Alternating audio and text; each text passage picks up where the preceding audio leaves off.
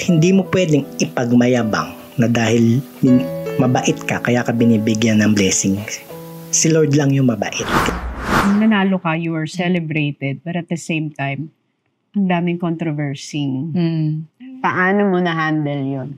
Sa mga nagko-congratulate sa akin, talagang nagpapasalamat po talaga ako. Grateful ako na sineselebrate nila yung pagkapanalo ko. Sa mga taong nanguhusga, kilala ko naman po kasi yung sarili ko. Alam ko kung ano yung ginawa ko.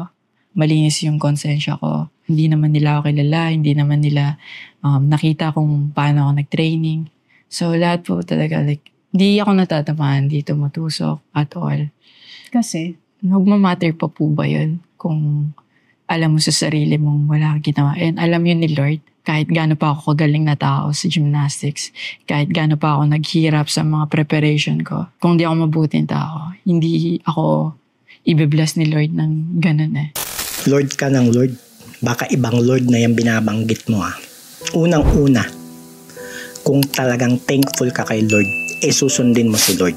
And one of the 10 commandments of Lord is to honor your father and mother, not to honor your girlfriend.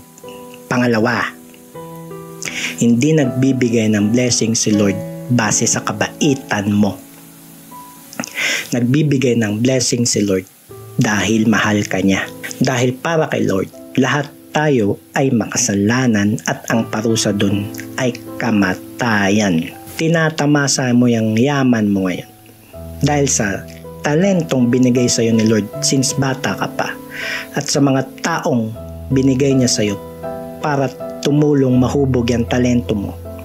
Nanay mo, yung coach mo, na binabaliwala mo na ngayon.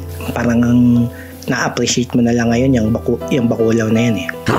Napagyaman mo lang yung talentong na yan dahil doon sa mga tulong ng mga tao na yun. Kaya hindi mo pwedeng ipagmayabang na dahil mabait ka, kaya ka binibigyan ng blessing. Si Lord lang yung mabait. Kaya siya nagbibigay ng blessings kasi mabait siya.